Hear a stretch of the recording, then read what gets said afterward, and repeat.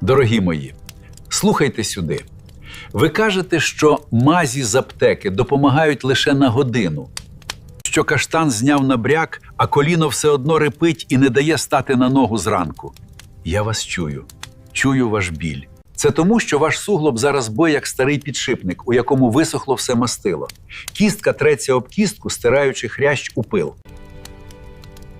Кожен ваш крок – це звук сухого дерева, що от-от зламається. Ви відчуваєте, як усередині коліна наче набито гарячого піску. Воно пече. Воно ниє на дощ так, що хочеться лізти на стіну. І що ви робите? Знову купуєте тюбик, де намальована синя людина, що бігає? Але ж ви не бігаєте. Ви ледве доходите до кухні. Ті мазі лише замилюють очі вашому мозку, вони заморожують нерв, поки ваша кістка продовжує руйнуватися. Це не лікування це обман.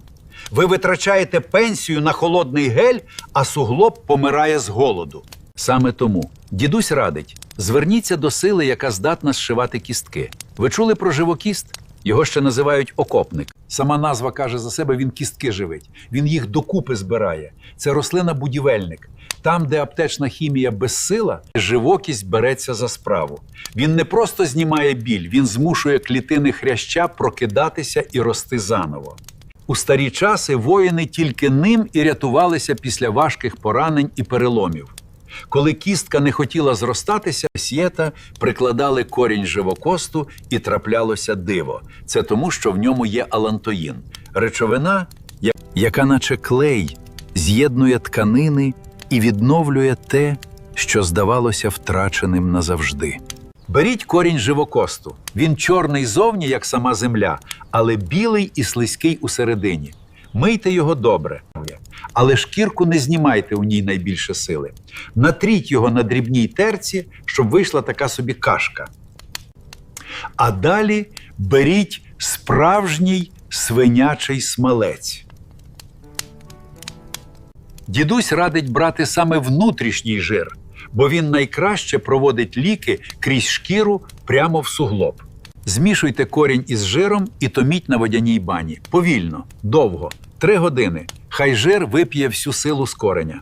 Додайте трішки бджолиного воску для густоти.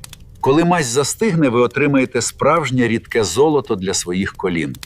Коли ви ввечері втиратимете цю мазь у своє коліно, робіть це м'яко, за годинниковою стрілкою.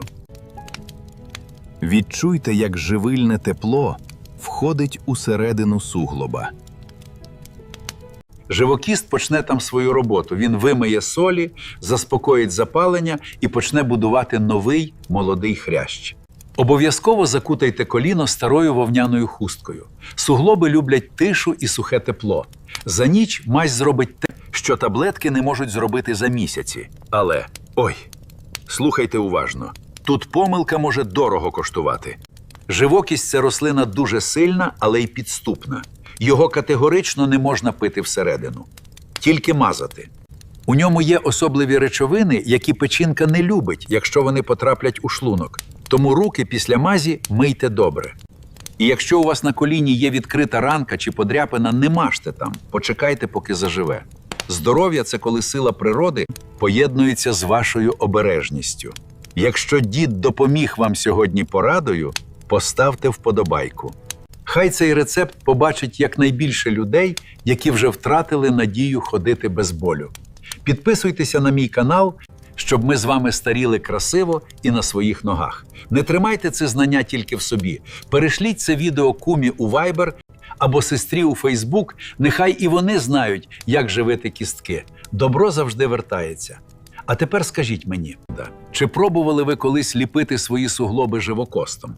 Чи, може, чули від сусідів, як він на ноги ставить навіть тих, хто вже з паличкою ходив? Напишіть мені в коментарях, я все читаю. Будьте здорові, бо здоров'я – то багатство.